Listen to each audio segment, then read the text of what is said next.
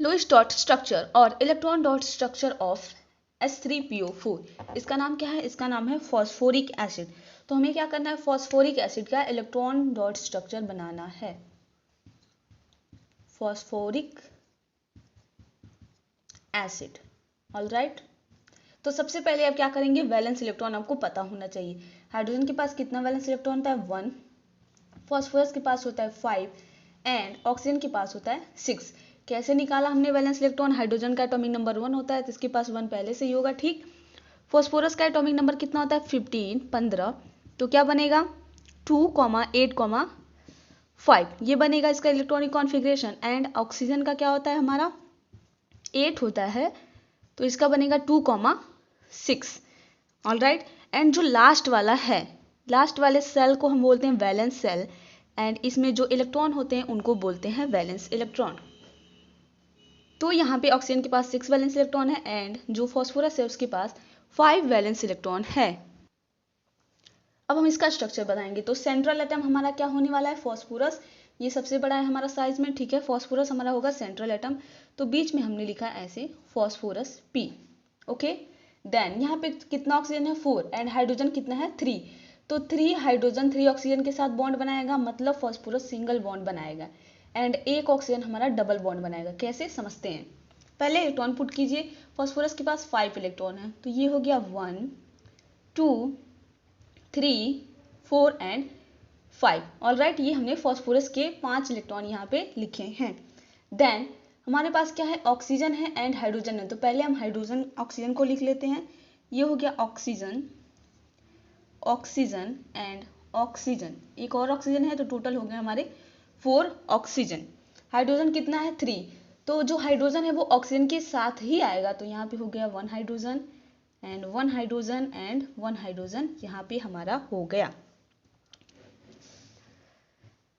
Alright.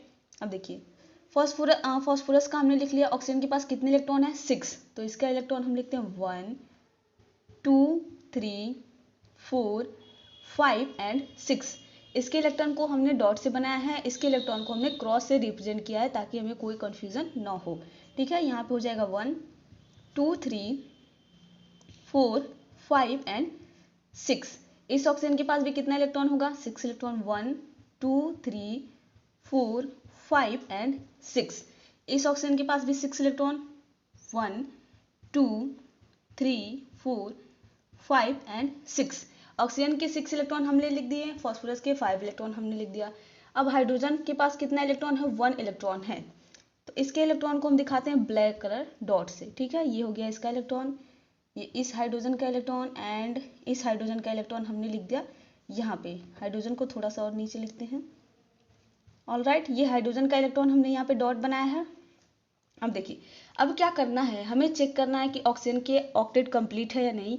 Octet means इसके octet में 8 electron होने चाहिए, हाइड्रोजन के पास 2 इलेक्ट्रॉन होना चाहिए एंड फॉस्फोरस का केस थोड़ा डिफरेंट है, समझाते हैं कैसे। तो अगर हम बात करें हाइड्रोजन की, तो इसके पास 2 इलेक्ट्रॉन कैसे होंगे?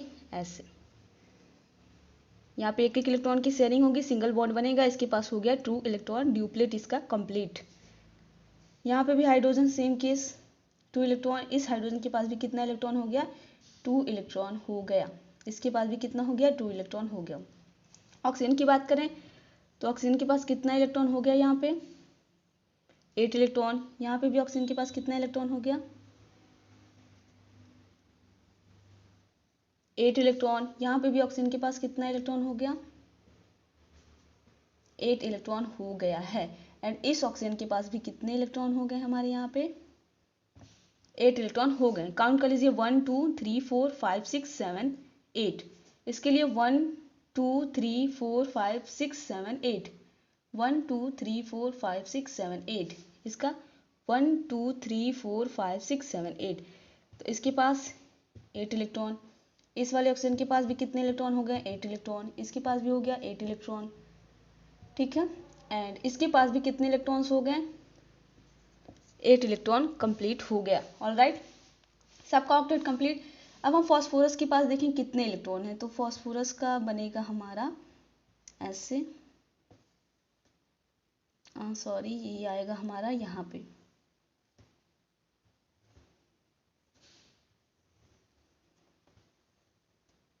ठीक है, सर्कल थोड़ा सा टेढ़ा है। कितने इलेक्ट्रॉन हो गए फॉस्फोरस के पास? 1 2 3 4 5 6 7 8 9 10। टोटल कितने इलेक्ट्रॉन हो गए फॉस्फोरस के पास? 10 इलेक्ट्रॉन हो गया।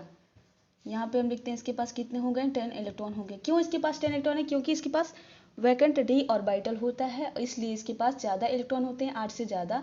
और ये हमारा ऑक्टेट रूल का एक्सेप्शन है। और इस टाइप के मॉलिक्यूल को हम लोग कहते हैं हाइपर वैलेंट मॉलिक्यूल। क्या कहते हैं? हाइपर वैलेंट मॉलिक्यूल और स्पीसीज। किसको? जिसके पास मोर देन 8 इलेक्ट्रॉन होगा उसके ऑक्टेट में। ठीक है, तो ये हो गया हमारा लुईस स्ट्रक्चर ऑफ H3PO4। इस स्ट्रक्चर को हम कैसे बना सकते हैं? ये रहा हमारा फॉस्फोरस, तो हमने लिखा यहाँ पे फॉस्फोरस। अब देखिए, फॉस्फोरस ने यहाँ पे डबल बॉन्ड, दो इलेक्ट्रॉन की शेयरिंग करके ऑक्सीजन के साथ क्या बनाया? डबल बॉन्ड बनाया। तो हम लिखेंगे डबल बॉन्ड ऑक्सीजन, राइट। इधर क्या हुआ? एक इलेक्ट्रॉन की शेयरिंग हुआ ऑक्सीजन के साथ, तो एक इलेक्ट्रॉन की शेयरिंग से सिंगल बॉन्ड बनेगा। देन ऑक्सीजन ने फिर 1 इलेक्ट्रॉन की शेयरिंग किया हाइड्रोजन के साथ, तो हो जाएगा सिंगल बॉन्ड हाइड्रोजन। इसमें भी क्या होगा? 1 इलेक्ट्रॉन की शेयरिंग, सिंगल बॉन्ड किसके साथ? ऑक्सीजन। ऑक्सीजन ने फिर 1 इलेक्ट्रॉन की शेयरिंग किया हाइड्रोजन के साथ, तो हो जाएगा सिंगल बॉन्ड हाइड्रोजन। नीचे सिंगल बॉन्ड हमारा बनेगा oxygen and then single bond hydrogen. Alright, अब कितने लोन पेयर्स हैं यहाँ पे? 2 इलेक्ट्रॉन को 1 लोन पेयर कहते हैं, तो 1 1। यहाँ पे हो गया 2 लोन पेयर्स ऑक्सीजन का, इसके पास भी 2 लोन पेयर्स हैं, इसके पास भी 2 लोन पेयर्स हैं, एंड इसके पास भी 2 लोन पेयर्स हैं। तो ऐसे हम फॉस्फोरिक एसिड का स्ट्रक्चर बनाते हैं। और आप इसको और ऐसे कैसे बना सकते हैं? P double bond O, OH, OH and OH। All right,